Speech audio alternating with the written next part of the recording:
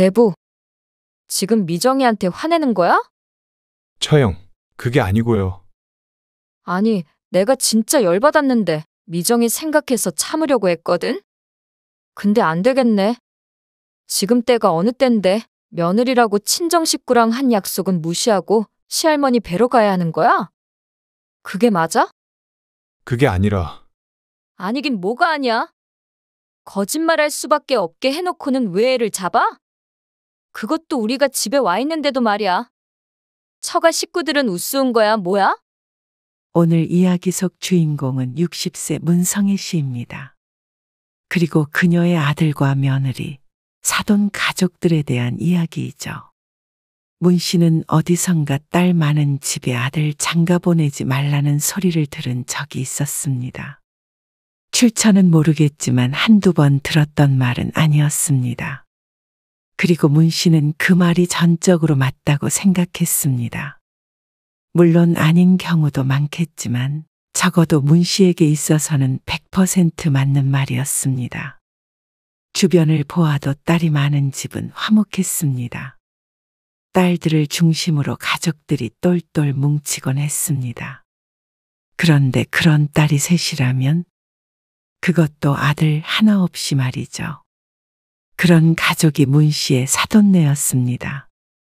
세 자매 중 막내가 문 씨의 며느리였습니다. 세 자매의 우애가 얼마나 깊던지 문 씨는 그걸 장점이라고만 생각했습니다. 하지만 결코 문 씨의 아들에게는 좋은 일이 아니었습니다.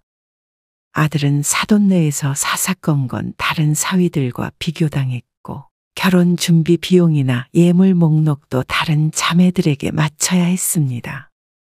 그리고 무슨 가족 행사가 그리 많은지 항상 처가에 가 있는 아들은 문 씨와 5분 거리에 살고 있었지만 콧배기를 보기가 힘들었습니다. 반대로 문 씨 가족에게 일이 있을 때는 이 핑계 저 핑계 대가며 참석하지 않으려는 며느리도 얄미웠습니다. 결국 아들네 집 옆으로 줄줄이 이사까지 온다는 말에 대책을 강구해야 했습니다. 아들만의 문제가 아니라 문 씨의 집까지 날아갈 지경이니 말이죠. 문 씨는 아들 하나, 딸 하나가 있었습니다. 연년생인데도 남매라 그런지 가족으로서 서로를 사랑하긴 하지만 서로 죽고 못 사는 관계는 아니었습니다. 둘째인 딸이 먼저 결혼해서 문 씨 부부와 1시간 정도 떨어진 곳에 살고 있었습니다. 그리고 첫째인 아들도 진작 취직하며 따로 나가 살고 있었죠. 그저 서로가 잘 살고 있겠거니 생각하며 명절 때나 가끔 만날 뿐이었습니다. 그런데 아들을 결혼시키고 나니 그렇지 않는 형제들도 있구나 싶었습니다. 2년 전 문 씨는 아들을 결혼시켰습니다. 미리 알고는 있었지만 상견례 자리에서는 조금 신기한 기분이 들었습니다. 사돈부부와 세 자매가 나란히 앉아있는 모습을 보고 말이죠. 여자들 사이에 외롭게 앉아있던 바깥 사돈을 보고는 속으로 웃음을 짓기도 했습니다. 이렇게 세 자매가 너무 보기가 좋네요. 그렇죠? 아들 없어도 하나도 안 부러워요. 그러실 것 같아요. 든든하기도 할 것 같고요. 그럼요. 다 엄마 마음을 잘 헤아려 주니까 그러려고 그런 건 아니지만 딸만 낳길 잘한 것 같기도 해요. 아들들은 속썩이잖아요. 아, 아무래도 딸이 더 부드럽긴 하죠? 어머, 그럼요. 우리 집 보물들이에요. 안사돈은 딸들이 참 자랑스러운 것 같았습니다. 흐뭇하게 딸들을 바라보는데 그 눈빛이 반짝반짝 빛났습니다. 문 씨는 그게 보기 좋다고 생각했습니다. 가족 간의 애정이 보여서 우리 아들도 화목한 집의 일원이 되는구나 싶었습니다. 저희는 아들 하나, 딸 하나라 그렇게 막 친근하지는 않은 것 같아요. 아무래도 그렇겠죠. 그런데 박서방이 저희 집에 장가들면 사위가 셋이라 형제도 생기는 거나 마찬가지예요. 너무 좋겠죠. 그렇겠네요. 며느리의 언니 둘은 이미 결혼을 했고 아들네가 마지막이었습니다. 안사돈의 말대로 사위가 셋이나 되니 아들에게 새로운 가족이 많이도 생긴다고 생각했습니다. 집은 애들 직장 근처에다 마련하면 되지 않을까 싶어요. 비용 절반은 저희가 선종이한테 줄 거고요. 결혼 아기가 나오고 얼마 안 돼서 아들을 통해서 결혼 비용을 반씩하는 게 좋을 것 같다는 말을 들었습니다.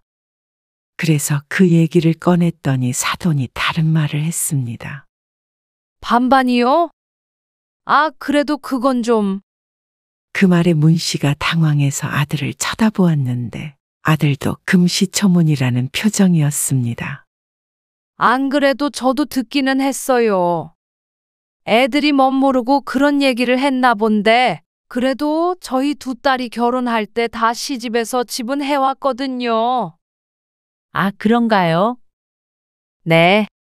근데 이게 막내만 반반하자면 언니들도 서운해 할 것 같고요. 수진이도 마음이 좀 그렇지 않겠어요? 그러자 두 딸이 동조하는 듯 고개를 끄덕였고 문 씨의 며느리조차 눈치는 보고 있지만 반박하는 말은 하지 않았습니다. 얘기가 다 된 것인 줄 알았는데 상견례 자리에서 대놓고 집을 해오라는 말을 들으니 조금 황당하긴 했습니다. 남자라는 이유로 집을 해오라는 말은 부당하다고 생각했습니다. 문 씨도 딸을 결혼시켰지만 당연하듯 반씩 지원을 해줬습니다. 그렇게 따지면 문 씨의 딸도 서운할 것이었습니다. 문 씨는 흔쾌히 대답하지 못했고 그날의 상견례는 그렇게 끝이 났습니다. 그리고 문 씨 가족이 모여서 의논을 한 결과 문 씨의 집 바로 옆 아파트에 월세를 주고 있던 24평짜리 아파트가 있는데 그게 만기가 되면 아들네가 들어가서 살기로 했습니다. 딸이 섭섭하지 않다며 흔쾌히 고개를 끄덕여서 가능했죠. 우선 너희 결혼식 전에 세입자가 나가니까. 나가면 수리를 하든 어떻게 하든 하고 나중에 돈 모아서 더 넓은 집으로 가거나 다른 데로 이사 가게 생기면 그때 그 집 팔아서 줄게. 네. 감사해요. 죄송합니다. 문 씨 부부도 기분이 좋을 수는 없었습니다. 얼마 뒤에 받은 예물 목록을 보고는 또 한 번 참을인 3번을 새겨야 했습니다. 두 딸을 결혼시키면서 받았던 예물들과 동등하게 해달라는 메시지도 있었는데 이해가 가지 않았습니다. 도대체 왜 막내딸을 결혼시키며 나머지 자매들과 똑같이 해야 하는지 말이죠. 불필요해 보이는 것들이 적힌 목록을 보고 있자니 지금 결혼을 시키는 것인지 며느리를 사오는 것인지 구분이 가지 않았습니다. 아들 있는 게 부럽지 않다더니 이래서 그런 말을 했나 싶었습니다. 이 상황만 보자면 아들이 있다는 이유만으로 도대체 얼마를 내줘야 하는 것인지 가늠이 가지 않았습니다. 그래도 형편이 안 되는 것도 아니고 최대한 서로 기분 나쁘지 않게 하자. 아니, 그렇다고 우리가 재벌도 아니고. 그리고 다 그렇다 쳐도 할 거면 양가에서 똑같이 해야 하는 거 아니야? 요즘 때가 어느 때인데 이러는 거야? 그렇다고 싫다고 그래? 아들은 예물이나 기타 결혼에 필요한 비용은 전부 자신이 모아둔 돈으로 하겠다고 했습니다. 그런데도 문 씨의 마음은 좋지 않았습니다. 아들의 돈이라고 하더라도 쓰지 않아도 될 돈을 쓰는 기분이었습니다. 이런 것 때문에 결혼을 미룰 수는 없잖아. 왜 없어? 다 이런 것 때문에 결혼을 미루는 거지 뭐. 좋게 생각해. 문 씨도 아들 며느리가 결혼을 준비하다가 갈라서길 원하지 않았습니다. 남편의 말대로 그쪽에서 하자는 대로 맞춰서 결혼만 한다면 그 뒤로는 모든 게 잘 될 것이라고 생각했습니다. 그런데 그게 아니었습니다. 상견례에서 겪었던 모든 것들이 그걸 말해주고 있었지만 눈치채지 못한 문 씨의 잘못이었습니다. 문 씨 부부가 어리석었죠. 선종아, 내일 토요일인데 저녁에 너희 집에 가도 돼? 리모델링 한 것도 좀 보고 오랜만에 만나서 밥 한 끼 먹으면 어떨까 하는데 내일 황서방이랑 수진이도 온대. 아, 수진이랑 전함이? 근데 어쩌죠? 왜? 약속 있니? 지금 처형들이 와 있어서요. 아, 사돈이? 네, 둘째 사돈은 멀리서 산다고 하지 않았어? 엄청 멀지는 않고요. 그래도 1시간은 넘게 걸리죠. 무슨 날인가 보지? 그건 아니고요. 자매끼리 뭉치기로 했다네요. 일요일에 돌아간대요. 아, 자고 가는 거야? 이틀 동안? 네, 그럼 어쩔 수 없지. 그러면 다음 주는 돼. 수진이도 다음 주에 오라고 할게. 네. 그게 좋을 것 같아요. 문 씨가 아들과 통화를 마쳤습니다. 그러자 남편이 실망한 눈치였습니다. 안 된대. 근데 지난번에도 사돈 식구들 와 있다고 그러지 않았나? 그렇지? 사이 좋아 보이더니 결혼하고 나서도 여전하네. 엎어지면 코 닿은 데 사는데 아들 얼굴 보기 참 힘드네. 남편의 말에 문 씨가 웃어넘겼습니다. 그리고 그 다음 주 약속한 날이 되었을 때 금요일 저녁에 아들에게서 전화가 왔습니다. 내일 약속이요. 좀 미뤄야 될 것 같아요. 이미 한 차례 미룬 약속인데 또다시 미뤄야 한다는 말에 의아해하며 문 씨가 물었습니다. 무슨 일인데? 처가에 좀 가야 될 것 같아서요. 사돈네? 왜? 갑작스럽게 처가에 가야 한다기에 문 씨는 무슨 일이라도 생긴 줄 알았습니다. 한 달 뒤에 장인어른 생신이시거든요.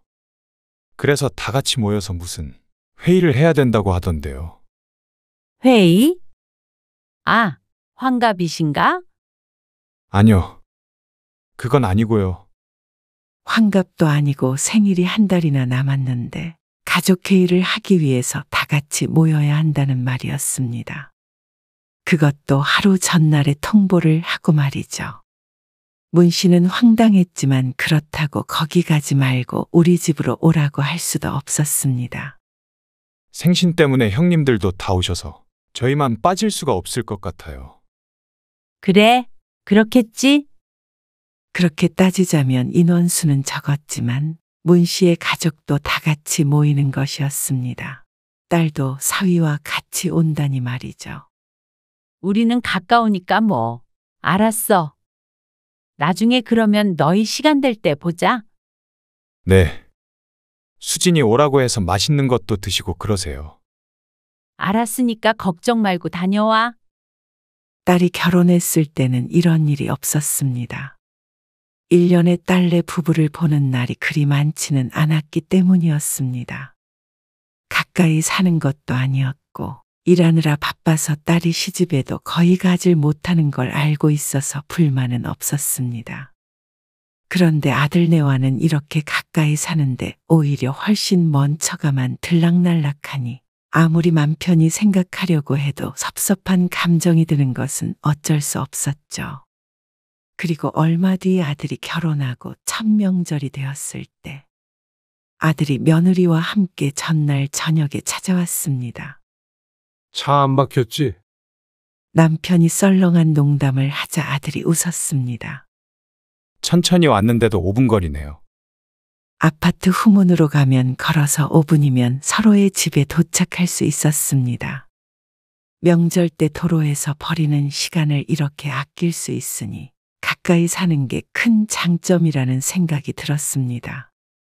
아들 부부는 문 씨가 차려놓은 저녁밥을 먹었습니다. 근데 집이 코앞이라 자고 가는 것도 이상하고 잠자리도 불편할 것 같아서 잠은 집에서 자고 다음날 아침 일찍 차례를 지내러 다시 오기로 했습니다. 차례 음식은 거의 다 해놨거든. 그래서 너무 일찍 올 필요는 없고 한 8시 반쯤? 맞춰서 오면 될 것 같아? 네. 그때 올게요. 그리고 다음날 아침이 되었을 때 아들 부부가 다시 와서 함께 차례를 지냈습니다.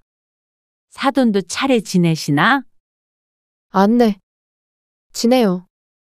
근데 딸들이 다 결혼을 해서 지금 아무도 없겠네. 그러자 며느리의 표정이 어두워졌습니다. 그리고 옆에 있던 아들이 조심스럽게 말을 꺼냈습니다. 안 그래도 그것 때문에 드릴 말씀이 있는데요. 뭐? 다음 명절부터는 처형네랑 돌아가면서 처가에 먼저 가기로 했어요. 그게 무슨 말이야? 아무래도 미정이네는 아들이 없으니까. 차례 도와줄 자식이 없잖아요. 그래서 자매가 돌아가면서 돕자는 말이 나와서요. 다음 명절에는 큰 처형네가 가기로 했고요. 저희는 내년 명절이죠. 내년 명절에는 처가에 먼저 갔다가 올게요. 아들이 하는 말을 천천히 곱씹어 보았습니다. 그러니까 문씨 부부가 아들 며느리 없이 차례를 지내야 하는 때가 한 번씩 돌아온다는 말이었습니다. 그렇게 되면 문씨 부부는 다른 아들이 없기에 가끔이라도 차례를 자식 없이 지내야 했습니다. 그리고 다른 자매들도 다 그렇게 하기로 했다는 말을 덧붙였습니다. 이게 맞나 싶었습니다. 그런데 또 생각해보면 아들이라는 이유만으로 먼저 집에 오는 것은 불합리한 것 같기도 했습니다. 매번 처가 먼저 가는 것이 아니기에 문씨 부부도 그러라고 했습니다. 장점도 있었습니다. 차례는 문씨 부부 둘이 지내야 하겠지만 그래도 아들네가 늦게 오는 날에는 딸과 다 함께 만날 수도 있었으니 말이죠. 그리고 아들 부부는 서둘러 자리에서 일어났습니다. 차 막히기 전에 처가에 가봐야 한다며 말이죠. 급히 아들네를 배웅하고 나니 9시가 조금 넘은 시간이었습니다. 아들의 뒷모습을 보니 어쩐지 딱하게 느껴졌습니다. 처가 식구들끼리 사이가 좋은 것은 좋지만 거기에 늘 끌려다니는 것 같다고 생각했습니다. 그리고 어느 날 주말에 전화를 했을 때는 집에 혼자 있다고 했습니다. 미정이는 어디 가고 혼자야? 처형네 집에 갔어요. 또? 근데 너는 왜 안 갔어? 저는 좀 쉬고 싶어서요. 그래서 널 두고 간 거야? 피곤해서 제가 못 가겠다고 했어요. 휴대폰 너머로도 아들의 깊고 무거운 숨결이 느껴질 정도였습니다. 그래. 피곤할 텐데 어서 쉬어. 왜 전화하셨어요? 아니야. 그냥 뭐 하나 궁금해서 전화해봤어. 네. 저 그럼 한숨 잘게요. 그래. 쉬어. 문 씨는 전화를 끊고 남편을 바라보았습니다. 10분 전 딸이 지난번에 어그러졌던 방문을 언제쯤 다시 하면 좋겠냐고 남편에게 전화를 했습니다. 그래서 문 씨가 아들에게 물어보려고 전화를 건 것이었는데 안 그래도 처가에 시달리는 아들을 집에서까지 오라가라 하며 못살게 굴고 싶지 않았습니다. 내가 수진이한테 말할게. 우리끼리 따로 보자. 그리고 그 다음 주에 문 씨 부부는 딸 부부를 따로 만났습니다. 오빠는 뭐가 그렇게 바빠? 그러게. 그리고 신혼이잖아. 아니, 전해줄 소식이 있어서 만나자고 했지. 나도 바쁘긴 바빠. 무슨 소식? 나 아이 생겼어. 딸의 말에 문 씨가 크게 기뻐했습니다. 딸 부부가 결혼한 지 몇 년 됐는데 아이를 안 가지려나 싶었던 참이었습니다. 어쩐지 평소에는 며느리와 사위 둘 다 바빠서 자주 보지 못했는데 꾸준히 연락해서 약속을 잡으려 한다 싶었습니다. 너무 잘 됐다. 오빠도 같이 있을 때 말해주려고 했어. 그러더니 딸이 한숨을 쉬었습니다. 솔직히 오빠 결혼하면 나도 언니 생기나 싶어서 좋아했는데? 있던 오빠도 없어진 것 같네. 딸의 푸념에 문 씨도 알만하다는 듯한 미소를 지었습니다. 말로 표현을 하진 않았지만 딸과 생각이 비슷했습니다. 지난번에 새언니한테 연락했더니 답장도 안 하더라고. 그러다가 거의 일주일쯤 뒤에 연락 와서 바빴다고 그러고 내가 답장 보내니까 또 연락 없어. 어머, 그래? 일하느라 바빴나 보지. 한두 번이면 나도 그러려니 하지. 우리 시댁에서 사과 2박스 보내주셔서 그거 오빠네 1박스 주려고 했는데 아무튼간 그 뒤로는 나도 연락 안 해. 참 씁쓸했습니다. 여전히 아들네 집을 들락날락 거리는 사돈네를 알고 한 달에 적어도 2번은 처가에 가는 아들을 아는데 어떻게 그쪽이랑만 교류를 하고 문씨 가족은 이렇게 뒷전인가 싶었습니다. 한번 얼굴 보는 일도 힘드니 말이죠. 아들도 쉬라고 안 부르기는 했지만 서운한 마음이 들었습니다. 처가에 그렇게 열심히 가는 게 며느리가 원해서일 텐데 그렇다면 문씨 가족과 만나지 않는 것은 아들이 원하지 않아서라는 생각이 들었죠. 그러다 몇 달 뒤 아들 며느리를 부를 일이 생겼습니다. 이번에 할머니 올라오시는데 둘이 같이 들러. 저녁 먹게? 문씨의 시어머니가 시골에서 올라오시는 날이었습니다. 큰형님네 며칠 머물기로 하셨는데 문씨의 집에도 잠깐 들르기로 했죠. 아들은 며느리에게 물어본다더니 몇 시간 뒤에 다시 전화를 했습니다. 아, 미정이 그날 야근한다네요. 다음 주 금요일 저녁에 야근 때문에 저녁 식사를 같이 못하겠다는 며느리. 회사 일 때문에 어쩔 수 없는 건 알지만 서운함은 쌓여만 갔습니다. 무슨 일만 있으면 야근한다 뭐한다 하면서 오지 않는 며느리. 그동안에는 아들만 몇 번 얼굴을 비췄고 며느리는 본 적이 거의 없었습니다. 그렇구나 하고 별다른 말은 하지 않았지만 문 씨가 섭섭해하는 데에는 충분한 이유가 있다고 생각했습니다. 단 5분이었습니다. 집 밖을 나서서 문 씨의 집에 도달하는 데 걸리는 시간이 말이죠. 아무리 느린 걸음이어도 10분이었습니다. 차 타고 1시간이 넘는 사돈네에는 그렇게 자주 가면서 어떻게 이렇게 가까운 시집에 올 때만 약속이 있고 야근을 하고 그러는지 몰랐습니다. 저 혼자라도 갈게요. 그래. 그럼 그때 보자. 문 씨는 속이 부글부글 끓는 것 같았습니다. 그렇다고 야근한다는 며느리를 끌어다 놓을 수도 없었습니다. 그런 나쁜 시모는 되고 싶은 마음이 추호도 없었습니다. 그리고 그날 저녁이 됐을 때 문 씨 부부와 아들은 시어머니를 모시고 식사를 했습니다. 집 근처 삼계탕 집에서 식사를 하고 천천히 걸어서 문 씨의 집으로 향하고 있었습니다. 어머님, 바람도 선선하니 좋죠? 그러네. 우리 손주 며느리도 보고 갔으면 좋을 텐데. 회사 일이 바쁘다네요. 다음에 한번 같이 내려갈게요. 그래. 형님이 한 20분 뒤에 모시러 온다니까. 그때까지 집에서 차 마시고 기다리면 될 것 같아요. 알았어. 선종이 집은 여기 아니야? 먼저 들어가 봐. 어? 그런데 아들네 아파트 앞을 지나려는데 택시에서 익숙한 얼굴이 보였습니다. 미정이 아니야? 일이 생각보다 일찍 끝났나 보네. 그런데 뒤이어서 내리는 두 인물을 보니 출발지가 회사가 아니라는 걸 알 수가 있었습니다. 처형? 아들이 옆에서 중얼거렸고 택시에선 내린 새 여자와 문 씨 가족이 마주쳤습니다. 어머님, 아버님. 아, 안녕하세요. 안녕하세요. 오랜만에 보네요. 미정아, 우린 먼저 들어가 있을게. 두 사돈이 아들네 아파트 쪽으로 사라졌고 며느리는 남아서 시할머니에게 인사를 했습니다. 아이고, 늦은 시간까지 일하느라 고생이 많네. 아, 아니에요. 엄마, 저는 여기서 집으로 들어가 볼게요. 할머니, 나중에 제가 한번 내려갈게요. 그래.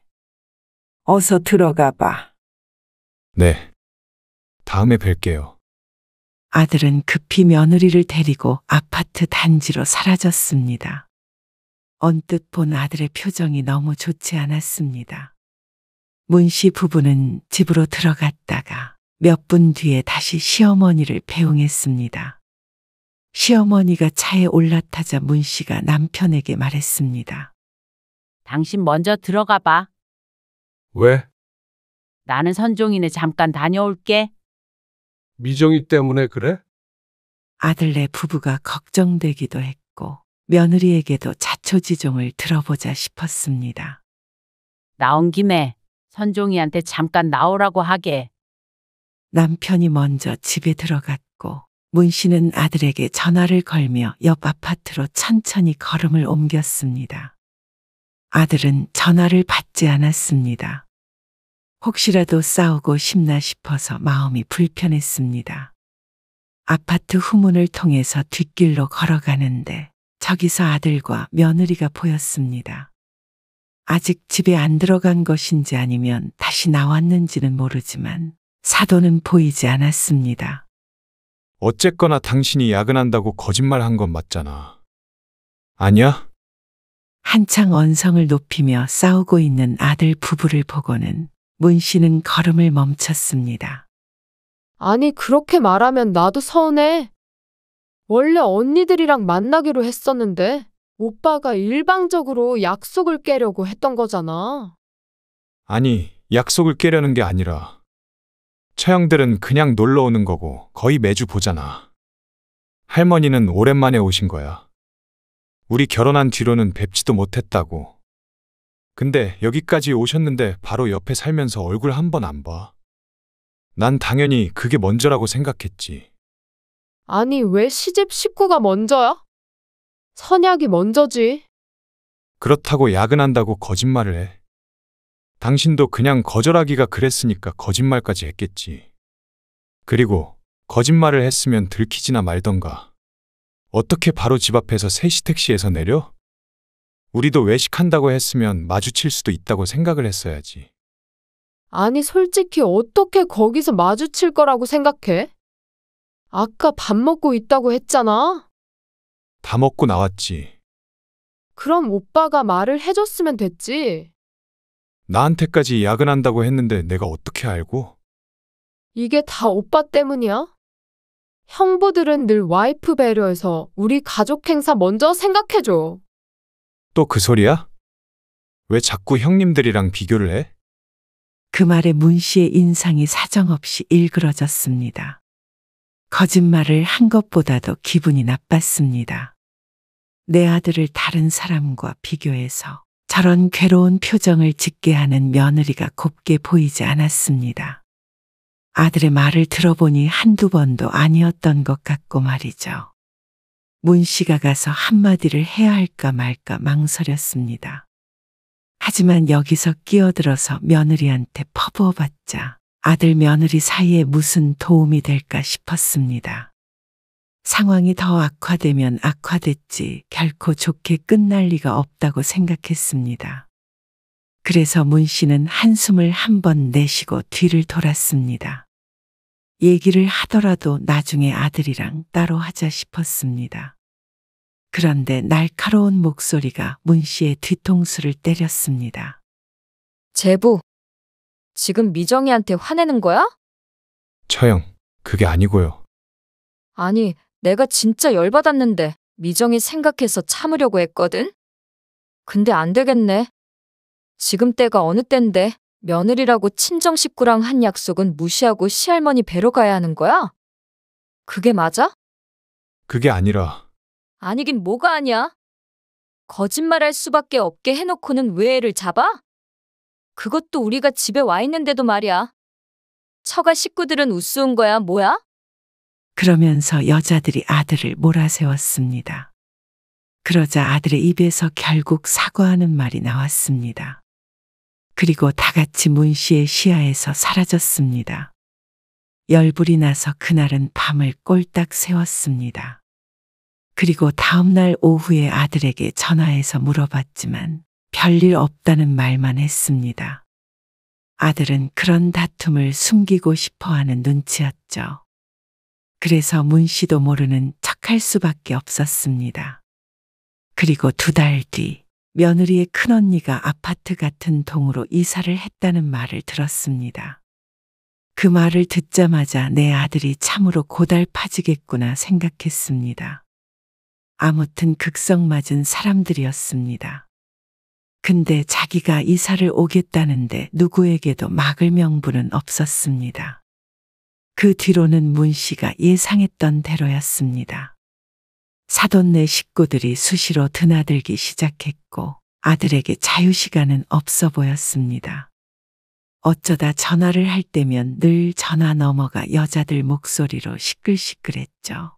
어떻게 저렇게 처가 식구 종노릇을 하나 혀를 찾다가도 그래 결혼했으면 어찌됐건 알아서 하겠지 싶기도 했습니다. 그러다 어느 날 문 씨의 생일이었습니다. 오랜만에 며느리까지 다 함께 자리에 모였습니다. 그런데 갑자기 건너편에 앉아있던 며느리가 아들의 옆구리를 쿡쿡 찌르는 게 보였습니다. 그리고 아들은 그걸 느끼지 못한다는 듯이 반응을 하지 않았습니다. 며느리의 표정은 점점 나빠졌습니다. 식사 자리가 끝날 때까지 그러다가 다들 집으로 돌아갔습니다. 다음 날 아침 일찍 아들에게서 전화가 왔습니다. 그리고 하는 말이 너무나도 황당했습니다. 둘째 처형도 이쪽으로 이사를 오고 싶어 해요. 뭐? 멀리 살잖아. 1시간 거리라 직장에 왔다 갔다 할 건가 봐요. 아니, 이 동네 뭐가 볼 게 있다고 그렇게까지 해? 그냥 자매들끼리 가까운 데 살고 싶다고요. 근데 지금 경제적으로 여유가 없어서 저희한테 좀 보태달라고 하시더라고요. 장모님이. 뭐? 큰 처형도 최근에 이사해서 여유가 없다고. 저희도 그렇다고 하니까 이 아파트로 대출을 좀 받아서 달라고 했어요. 그게 말이 되니? 그리고 그 집 아빠 명의인데. 네. 그래서 이참에 명의도 바꾸라고. 그래서 너도 그렇게 해달라고 전화한 거야? 아니요. 안 된다고 했어요. 근데 또 말이 나올 것 같아서 알고 계시라고 전화드린 거예요. 미정이가 그런 기색 보여도 놀라지 마시라고요. 문 씨는 아들이 참 바보 같기도 하고 짠하기도 했습니다.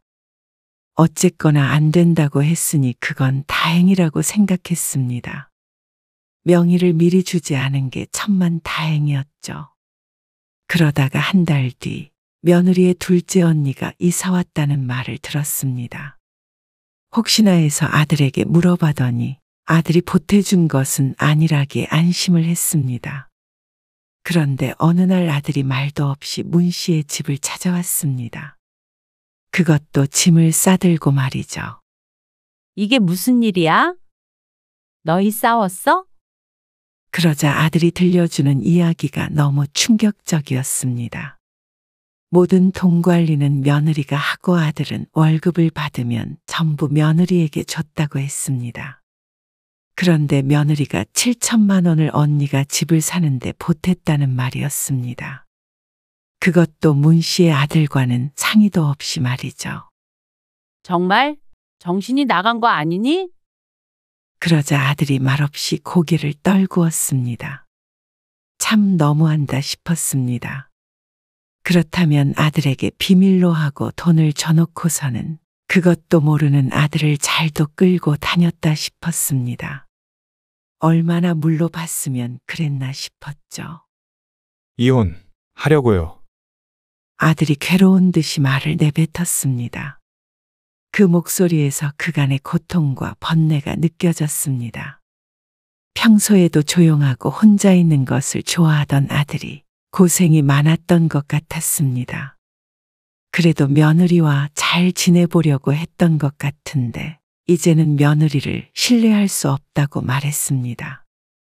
이혼한다면서 자기 집 놔두고 짐을 싸들고 온 아들이 바보였습니다. 그런데 그런 바보가 문 씨의 아들이니 어쩔 수가 없었습니다. 그래서 문 씨가 며느리에게 문자 메시지를 남겼습니다. 내 집을 비워달라고 말이죠. 그러자 전화가 마구 울렸습니다.